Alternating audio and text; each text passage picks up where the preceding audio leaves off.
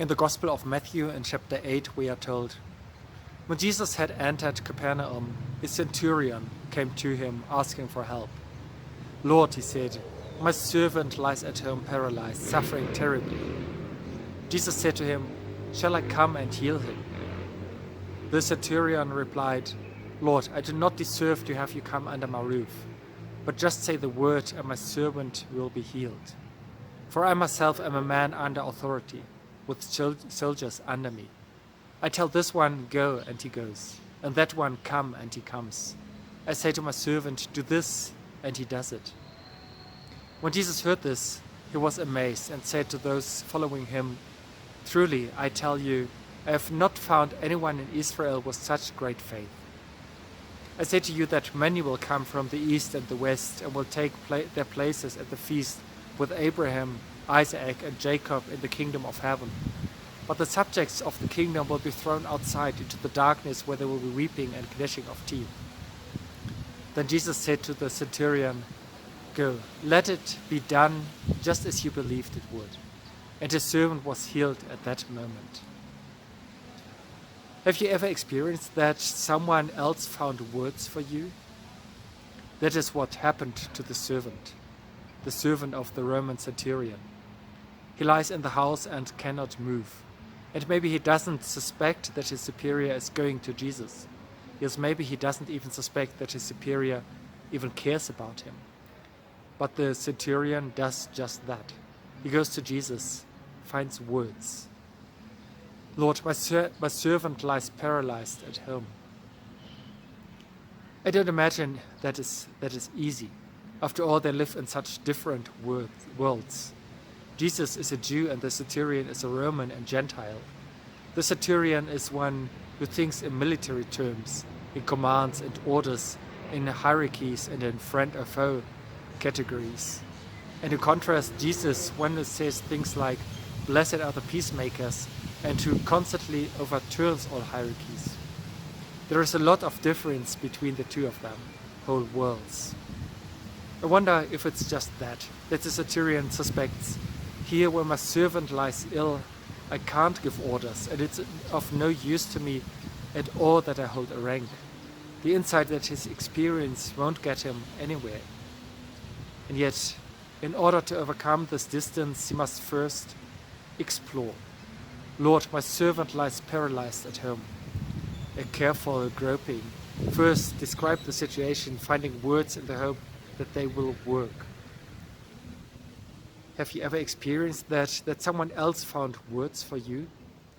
I experience it all the time, and it is important. People who worry, people who care, who find words when someone doesn't have any right now, and who in a good way talk about someone. Someone is worried about someone else and talks about it. And another one says, you know, that person is not well. Finding words for others, telling about the difficult things so that the person is not forgotten, and so that it does not remain buried in oneself, the suffering and the pity. The centurion does exactly that. Lord, my servant lies paralyzed at home. Shall I come and heal him? Says Jesus. And the centurion immediately rose back. Lord, I am not worthy that you should enter my house. I know this too from others and from myself, this thought, I don't deserve that. Someone, me or you, has a wish to be seen, to be loved, to be accepted for who you are, to be happy, which is all part of the great healing of God. But then this thought gets in the way, maybe I don't deserve it.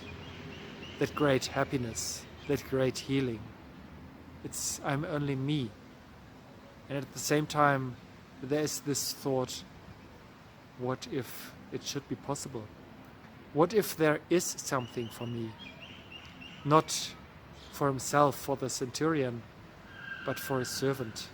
Lord, I am not worthy that you should enter my house, but speak one word and my servant shall be healed. The centurion knows something about clear words. He has learned that. When someone orders something, it happens. When someone says something, it does not remain without consequences. It is also the case with me that I have to obey orders, he says. And I myself have soldiers who are under my command. If I say to one, go, he goes. And if I say to another, come, he comes. And if I say to my servant, do this, he does it. This is how it is with me, he says, in my job. And with you, Jesus, it works there too, doesn't it?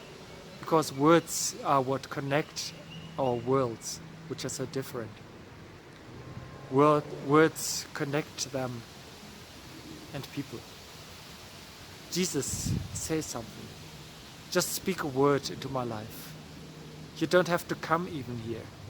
I don't even know if I deserve it, but one word that should be enough. Because Jesus, I've found words for my servant. Now find you words for him too. Go. As you have believed, so shall it be done. And the servant is healed. Just like that. The faith of the centurion is enough. Whether the servant believes and how strongly, it doesn't matter at all. He is simply lucky enough to be healed. The strange faith is enough. And the strange words are enough. That is amazing and relieving, I think. Someone says to Jesus, Lord, my servant lies paralyzed at home. And someone else whispers, I worry about a friend. And one prays, I don't know how to do it. How can it go on? God, find words and ways. Words that someone finds for you. A faith from someone else that carries you. Lord, help. It doesn't have to be a big faith. Not great, just a little bit. Lord, I'm not worthy that you should enter my house. But speak just one word and my servant will be healed. A little faith is enough. It carries me and you, and we carry each other with it, because we belong together. Go, as you have believed, so shall it be done. And something suddenly becomes healed. Amen.